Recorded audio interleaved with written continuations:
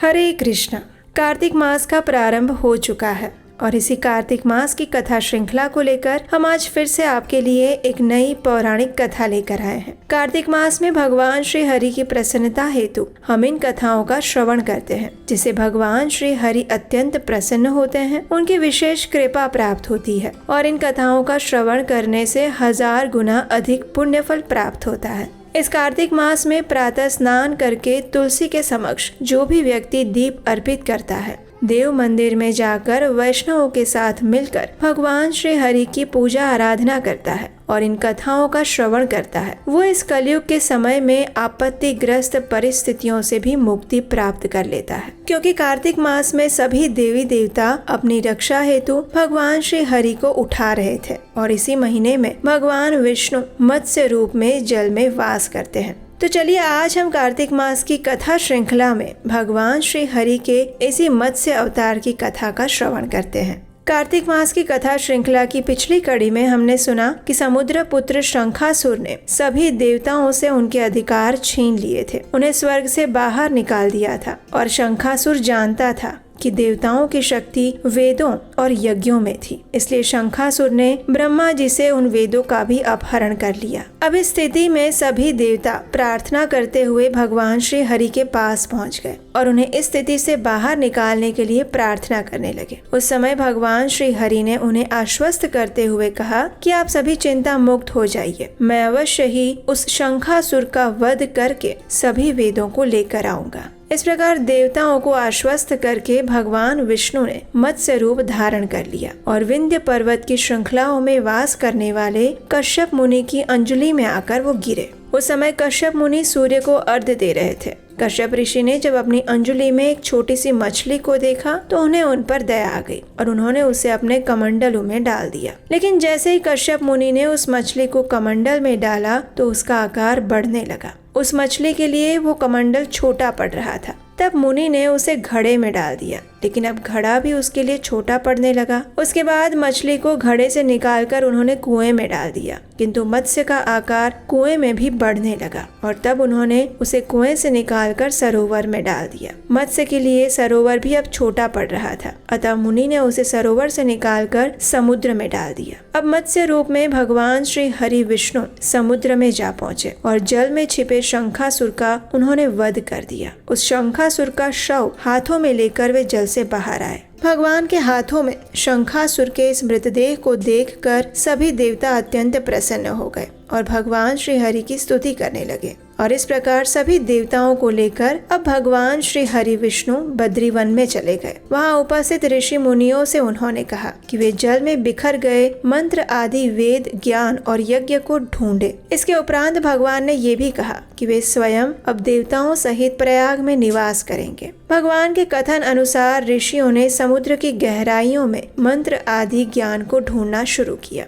जिस किसी भी ऋषि ने जो भी मंत्र ढूंढा वो मंत्र उसी ऋषि के नाम से प्रसिद्ध हो गया और उसके बाद सभी ऋषिगण प्रयाग में वापस आए, सारा ज्ञान प्रभु को अर्पित कर दिया। वेद और मंत्र संबंधित ग्रंथ पाकर ब्रह्मा जी अत्यंत प्रसन्न हो गए और इस अवसर पर प्रयागराज में अश्वमेघ यज्ञ का आयोजन किया गया। जब ये यज्ञ समाप्त हुआ तो सभी देवताओं ने भगवान की स्तुति की और उनसे प्रार्थना करते हुए कहने लगे, हे प्रभु, इस क्षेत्र को ब्रह्म क्षेत्र का नाम दिया जाए और यहाँ पापों का नाश हो। जो कोई भी यहाँ दान आदि करे उसे अक्षय पुण्य की प्राप्ति हो। देवताओं की प्रार्थना सुनकर भगवान विष्णु अत्यंत प्रसन्न हुए। उन्होंने कहा कि यहाँ भागीरथी गंगा और सूर्य पुत्री यमुना का संगम है, अतः ये क्षेत्र सभी तीर्थ का राजा माना जाएगा और इसीलिए तभी से प्रयाग को तीर्थराज कहा गया है। भगवान श्री हरि ने आगे कहा कि माघ मास में तीर्थराज प्रयाग में स्नान,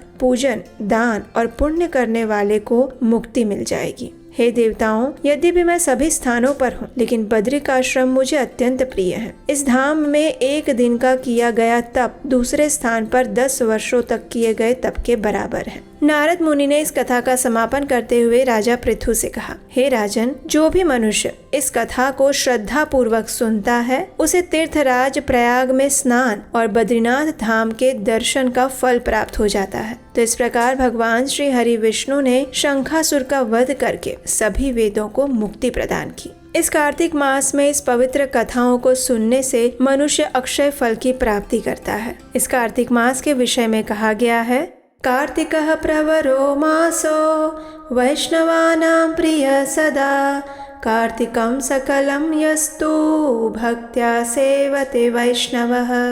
अर्थात मास में प्रमुख कार्तिक मास वैष्णवों को सदा प्रिय है, इसलिए वैष्णव जन इस महीने में पूरी भक्ति भावना के साथ भगवान की सेवा करते हैं। इस विशेष कार्तिक मास में प्रातः स्नान, दीपदान, तुलसी रोपण, तुलसी पूजा, पृथ्वी पर शयन, ब्रह्मचर्य का पालन, भगवान विष्णु के नाम का कीर्तन और वैदिक पुराणों की कथाओं का श्रवण, इन सभी नियमों का पालन अगर नियम पूर्वक किया जाए तो मोक्ष की प्राप्ति होती है। और मोक्ष यानी परम भगवान श्री कृष्ण की नित्य आध्यात्मिक भक्तिमय सेवा की प्राप्ति होना। और इसीलिए ये व्रत भगवान श्री कृष्ण को अत्यंत प्रिय है। इस मास में भगवान श्री कृष्ण के साथ साथ उनके भक्तों की सेवा करने से भी वे अत्यधिक प्रसन्न होते हैं। और इसीलिए इस मास में हम तुलसी देवी की आराधना करते हैं। इस मास में किया गया तुलसी पूजन, तुलसी परिक्रमा, तुलसी स्पर्श और तुलसी दर्शन मनुष्य को 1000 गुना अधिक पुण्य फल प्रदान करता है और इसके साथ ही वो मनुष्य की कृष्ण भक्ति में भी अनेक गुना प्रगति प्रदान करता है। तो इसलिए इस कार्तिक मास में तुलसी देवी की विशेष पूजा अर्चना स्तुति करनी चाहिए। और जब आप तुलसी देवी के समक्ष बैठकर हरे कृष्ण महामंत्र का जप करते हैं तो तुलसी देवी भी अत्यंत प्रसन्न होती हैं और वे आपको भगवान श्री कृष्ण की शुद्ध भक्ति प्रदान करती हैं। तो ये थी आज की कार्तिक मास कथा। अगर आपको आज की कथा अच्छी लगी है तो इस वीडियो को लाइक कीजिए, आपके अपने चैनल को सब्सक्राइब कीजिए और इस पूरे कार्तिक मास के दौरान ऐसे ही पौराणिक कथाओं को सुनते रहने के लिए हमारे साथ जुड़े रहिए। आप हमारे व्हाट्सएप और टेलीग्राम ग्रुप के साथ भी जुड़ सकते हैं, उसका लिंक नीचे डिस्क्रिप्शन बॉक्स में दिया गया है, क्योंकि इन सभी ग्रुप्स में हम रेगुलर जानकारी देते रहते हैं, चाहे वो किसी भी त्योहार की हो या फिर किसी एकादशी की। और हम आपसे मिलेंगे इसी कथा श्रृंखला की अगली कड़ी के साथ बहुत जल्द। तो आइए अब हम इस पवित्र कार्तिक मास में तुलसी देवी की आरती करते हैं। प्रतिदिन तुलसी देवी की पूजा करते हुए इस तुलसी आरती का स्तवन, पठन और श्रवण करना चाहिए। तो आइए अब हम उसी तुलसी आरती का श्रवण करते हैं। नमो नमः तुलसी कृष्ण प्रेयसी, नमो नमः राधा कृष्ण सेवा पवो, एई अभिलाषी ये तुम्हार शरण लो, तारा वांछा पूर्ण कृपा करी कर तारे वृंदावन वासी, मोर एई अभिलाष विलास कुंज दियो वास, नयने हरिबो सदा युगल रूप राशि, एहि निवेदन धर सखीर अनुगत करो, सेवाधिकार दिए करो निज दासी, दीन कृष्ण दासे कहे, एई नमोरा श्री राधा गोविंद प्रेमे सदा ये न भासी, तुलसी कृष्ण प्रेयसी, नमो नमः तुलसी कृष्ण प्रेयसी, नमो नमः। आइए अब इस तुलसी आरती का अर्थ जानते हैं। इसका अर्थ और अनुवाद इस प्रकार है। भगवान श्री कृष्ण की प्रियतमा हे तुलसी देवी, मैं आपको बारंबार प्रणाम करती हूँ। मेरी एकमात्र इच्छा है कि मैं श्री राधा कृष्ण की प्रेममयी सेवा प्राप्त कर सकूं। जो कोई भी आपकी शरण लेता है उसकी कामनाएं पूर्ण हो जाती है। उस पर आप अपनी कृपा बरसाती हैं और उसे वृंदावन वासी बना देती हैं। मेरी एकमात्र यही अभिलाषा है कि आप मुझे भी वृंदावन के कुंजों में निवास करने की अनुमति दें, जिससे मैं युगल श्री राधा कृष्ण की सुंदर लीलाओं का सदैव दर्शन कर सकूं। आपके चरणों में मेरा यही निवेदन है कि मुझे किसी भी व्रज गोपी की अनुचरी बना दीजिए और सेवा का अधिकार देकर मुझे आपकी निज दासी बनने का अवसर प्रदान कीजिए। अति दीन कृष्ण दास आपसे यही प्रार्थना करता है कि मैं सदा सर्वदा श्री श्री राधा गोविंद के प्रेम में डूबा रहूं। इस प्रकार तुलसी आरती करने के बाद अब समय है तुलसी देवी की प्रदक्षिणा करने का। और इस तुलसी देवी की प्रदक्षिणा करते समय आप इस मंत्र का उच्चारण कर सकते हैं। यानि कानि च पापानि ब्रह्महत्यादिकानि च तानि तानि प्राणशन्ति प्रदक्षिण पदे पदे।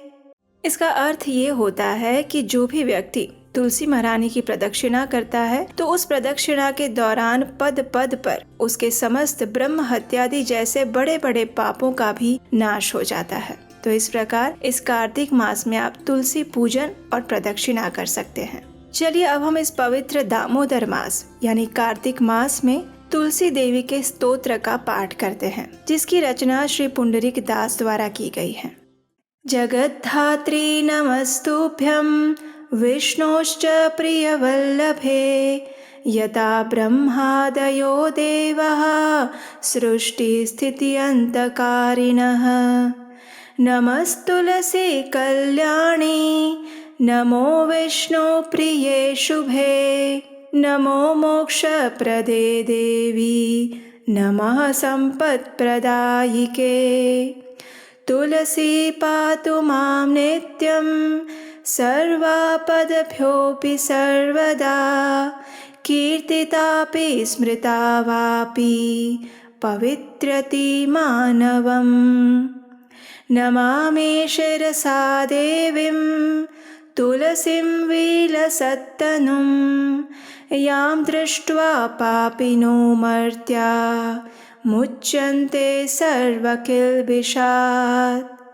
तुलस्या रक्षितं सर्व जगत्ते तुच्चराचरं या विनिहन्ति पापानि दृष्ट्वा वा पापिभिर्नरैः। नमस्तुलस्यतीतरां यस्यै बद्धवाञ्जलिं कलौ कलयन्ति सुखं सर्वं स्त्रियो वैश्यास्तथा परे। तुलस्या नापरं किञ्चित् दैवतं जगति तले यथा पवित्रितो लोको विष्णु संगेन वैष्णवः। तुलस्याः पल्लवं विष्णोः शिरस्यारोपितं कलौ आरोपयति सर्वाणि श्रेयांसि वरमस्तके। तुलस्यां सकला देवा वसन्ति सततं यतः अतस्तामर्चये लोके सर्वान् देवान् समर्चयन्। नमस्तुलसी सर्वज्ञे पुरुषोत्तमवल्लभे पाहि मां सर्वपापेभ्यः सर्वसम्पत्प्रदायिके। इति स्तोत्रं पुरा गीतं पुण्डरीकेण धीमता विष्णुम् अर्चयता नित्यं शोभनैस्तुलसीदलैः। तुलसी श्रीमहालक्ष्मी विद्या विद्या यशस्विनी धर्म्याधर्मानना देवी देवी देव मनः प्रिया लक्ष्मी प्रिय सखी देवी द्यौर्भूमिरचला चला षोडशैतानि नामानि तुलस्या कीर्तयन्नरः लभते सुतरां भक्तिम् अन्ते विष्णुपदं लभेत् तुलसी भूर्महालक्ष्मीः पद्मिनी श्रीहरिप्रिया तुलसी श्रीसखी शुभे पापहारिणि पुण्यदे नमस्ते नारद नूते नारायण मनः प्रिये। आइए अब इस तुलसी स्तोत्र का अनुवाद और भावार्थ समझते हैं। श्रीमती तुलसी देवी ब्रह्मांड की माता और भगवान विष्णु की परम प्रिय संगिनी है, जिनके कारण ब्रह्मा आदि देवता सृजन, पालन और संहार के कार्य संपन्न करते हैं। हे श्रीमती तुलसी देवी, मैं आपको दंडवत प्रणाम करता हूँ। आप सद्गुणी हैं, कल्याणकारी हैं और भगवान विष्णु को प्रिय है। आप धन, संपत्ति और मुक्ति प्रदान करने वाली हैं। श्रीमती तुलसी देवी प्रत्येक स्थिति में समस्त विपदाओं से निरंतर मेरी रक्षा करें। आपकी स्तुति और मात्र स्मरण करने से ही लोगों को पवित्र कर देता है। मैं श्रीमती तुलसी देवी को शीश झुकाकर प्रणाम करता हूँ, जिनका तेजवान और दमकदार रूप, जिसको देखकर पापी नश्वर मनुष्य समस्त दोषों से मुक्त हो जाते हैं। समस्त चर और अचर वस्तुओं सहित इस संपूर्ण जगत की श्रीमती तुलसी देवी रक्षा करती हैं, जिनके केवल दर्शन मात्र से ही पापी व्यक्तियों के पाप पूर्णतः नष्ट हो जाते हैं। हे श्रीमती तुलसी देवी, आपको सहस्त्र बार प्रणाम करता हूँ।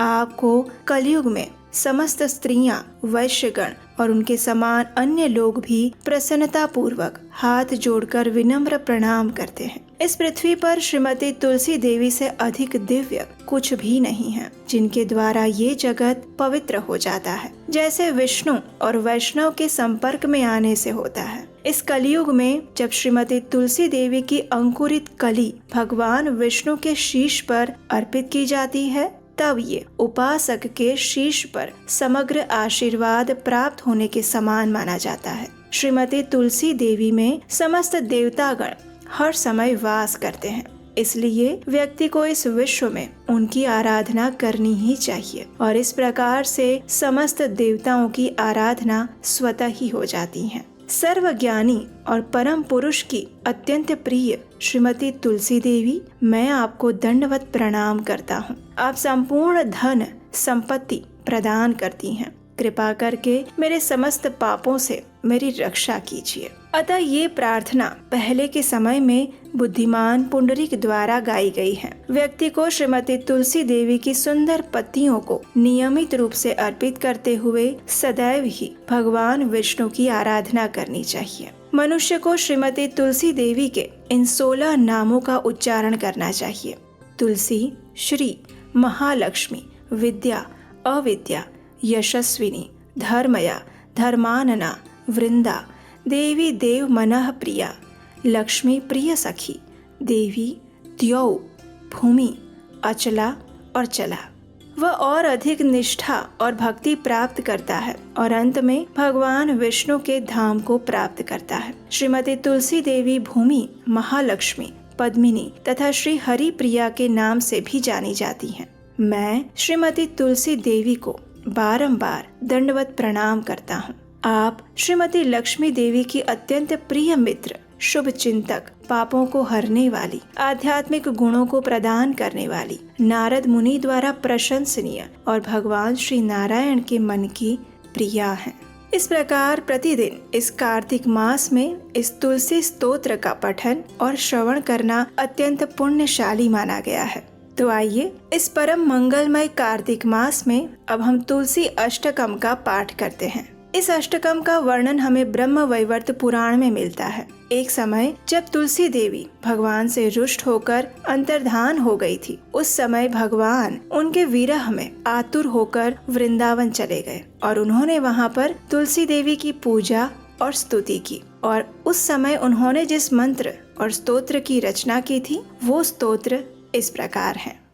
श्री भगवानुवाच वृन्दारूपाश्च वृक्षाश्च यदैकत्र भवन्ति च विदुर्बोधास्तेन वृन्दां मत्प्रियां तां भजाम्यहम्। पुरा बभूव या देवी त्वादौ वृन्दावने वने तेन वृन्दावनी ख्याता सौभाग्यां तं भजाम्यहम्।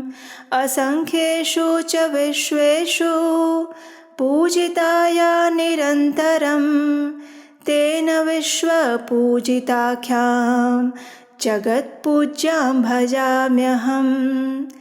असंख्यानि च विश्वानि पवित्राणि यया सदा तां विश्वपावनीं देवीं विरहेण स्मराम्यहम्।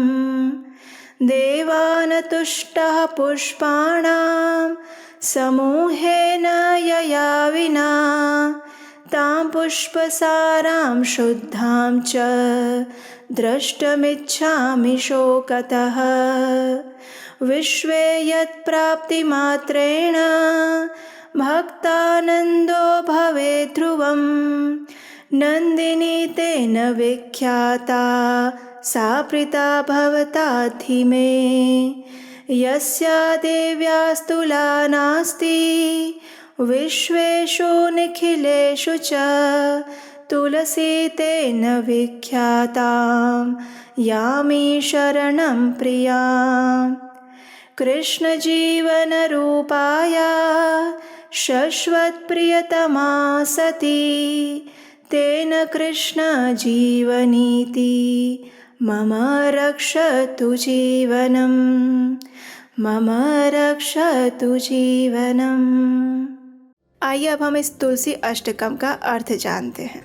श्री भगवान ने कहा, जब वृंदा रूप वृक्ष एकत्र होते हैं तब वृक्ष समुदाय अथवा वन को बूढ़जन वृंदा कहते हैं। ऐसी वृंदा नाम से प्रसिद्ध अपनी प्रिया तुलसी की मैं उपासना करता हूँ, जो देवी प्राचीन काल में वृंदावन में प्रकट हुई थी, अतएव जिसे वृंदावनी कहते हैं। उस सौभाग्यवती देवी की मैं उपासना करता हूँ, जो असंख्य वृक्षों में निरंतर पूजा प्राप्त करती हैं, अतः जिनका नाम विश्व पूजिता पड़ा है। उस जगत पूज्या देवी की मैं उपासना करता हूँ। हे देवी, जिसने सदा अनंत विश्वों को पवित्र किया है, उस विश्व पावनी देवी का मैं विरह से आतुर होकर स्मरण करता हूँ, जिसके बिना अन्य पुष्प समूहों के अर्पण करने पर देवता प्रसन्न नहीं होते। ऐसी पुष्प सारा, पुष्पों में सार भूता शुद्ध स्वरूपिणी तुलसी देवी का मैं शोक से व्याकुल होकर दर्शन करना चाहता हूँ। संसार में जिसकी प्राप्ति मात्र से भक्त परम आनंदित हो जाता है, इसलिए नंदिनी नाम से जिसकी प्रसिद्धि है, वे भगवती तुलसी देवी अब मुझ पर प्रसन्न हो जाए। जिस देवी की अखिल विश्व में कहीं तुलना नहीं है, अतएव जो तुलसी कहलाती हैं, उस अपनी प्रिया की मैं शरण ग्रहण कर रहा हूँ। वह साध्वी तुलसी वृंदा रूप से भगवान श्री कृष्ण की जीवन स्वरूपा है और उनकी सदा प्रियतमा होने से कृष्ण जीवनी नाम से विख्यात है। वो देवी तुलसी मेरे जीवन की रक्षा करे। इस अष्टकम की रचना स्वयं भगवान श्री कृष्ण द्वारा की गई है, तो इससे हम समझ सकते हैं कि ये कितना पुण्य प्रदायक और मंगलकारी है। और इस कार्तिक मास में इसका प्रतिदिन पठन या श्रवण करने से मनुष्य के पूर्व जन्मों के सभी पाप तो नष्ट हो ही जाते हैं, लेकिन उसे वृंदा देवी की विशेष कृपा प्राप्त होती है। और कहा जाता है कि भगवान के धाम यानी गोलोक वृंदावन में यदि प्रवेश करना है तो श्रीमती तुलसी देवी की आज्ञा के बिना वो संभव नहीं हो सकता। इसलिए श्रीमती तुलसी देवी की कृपा प्राप्त करने के लिए इस कार्तिक मास में प्रतिदिन इस अष्टकम पाठ का श्रवण या पठन करना चाहिए। हरे कृष्णा।